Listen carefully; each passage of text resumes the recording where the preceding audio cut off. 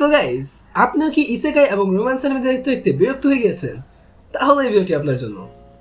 আজকে আমরা কথা বলতে যাচ্ছি টোকিও গhoul নিয়ে, যেটা আমার লাইফের দেখা ফার্স্ট অ্যানিমে ছিল, এবং এটার মাধ্যমে অ্যানিমে সম্পর্কে যে ইন্টারেস্ট টোকিও গhoul দেখে হয়েছিল।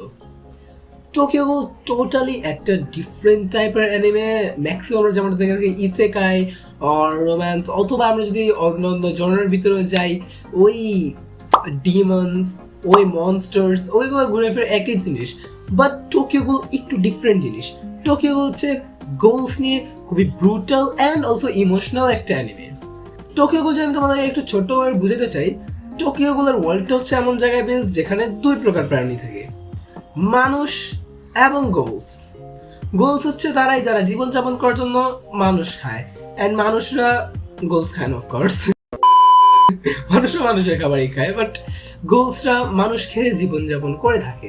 অ্যান্ড আমাদের মেইন ক্যারেক্টার কানেকি একটা ছোট্ট ইনসিডেন্টটা যদিও ইন্টারেস্টিং, বাট ছোট্ট একটা ইনসিডেন্টের পর হাফ হিউম্যান অ্যান্ড হাফ গোল হয়ে যায়, যেটার পর কানেকি একটা কোয়েশ্চেনের ভিতরে আটকে যায়, আমি কি একজন হিউম্যান নাকি আমি একজন মনস্টার।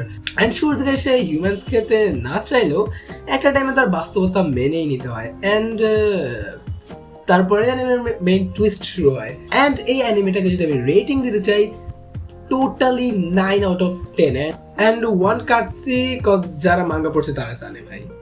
অ্যান্ড যদি তুমি এখন পর্যন্ত এরকম কিছু এক্সপিরিয়েন্স না করে থাকো, লাইক অ্যানিমে তুমি দেখো বাট ওই যে টিকটক থেকে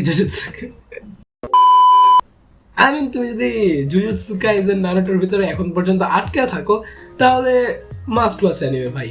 তোমার জন্য একটা টোটালি ডিফারেন্ট এক্সপিরিয়েন্স হবে, literally brutal scenes and of course কানেকির স্যাড লাইফ অ্যান্ড অনেক ইমোশনাল সিনসও পাবা তোমরা এর মাঝে, কজ অনেক লাইক ভাই গোলসরা মানুষ খায়। এটা স্পয়লার দিব না, সরি। তো যারা এখন পর্যন্ত এমন কিছু এক্সপিরিয়েন্স করেনি, তোমাদের জন্য মাস্ট ওয়াচ একটা অ্যানিমে।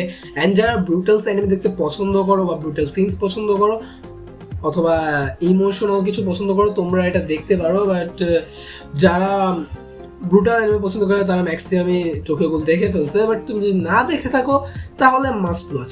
অ্যান্ড যদি তুমি টোকিও গhoul অ্যানিমে দেখছো বাট মাঙ্গা পড়ো নাই, তাহলে এটা আমি কিচ্ছু বলবো না, মাঙ্গা সম্পর্কে কিছু বলবো না, কারণ তুমি অলরেডি অ্যানিমে দেখছো বাট মাঙ্গাটা পড়ো নাই। তো তোমার কাছে স্ট্রেট টু বলবো যে মাঙ্গাটাও পড়ো, তখন তোমার কাছে অ্যানিমে থেকে মাঙ্গা অনেক বেটার লাগবে। কজ স্টোরিতে অ্যান্ড পাওয়ার লেভেলসের দিক দিয়ে গেলে মাঙ্গা অনেক বেটার, ঠিক আছে। কজ টোকিও গhoulর অ্যানিমেটার ভিতরে ওদের পাওয়ার লেভেলটা এক্স্যাক্ট বুঝাইতে পারেনি, বাট মাঙ্গাতে খুবই ভালোভাবে বোঝানো আছে। তো যারা টোকিও গhoul অ্যানিমে দেখা রাখছো তোমরা মাঙ্গা পড়তে পারো। অ্যান্ড যারা অ্যানিমে দেখো নি তোমাদের জন্য তো অফকোর্স মাস্ট ওয়াচ অ্যানিমে। এই ছিল টোকিও গhoul নিয়ে ছোট্ট একটা রিভিউ।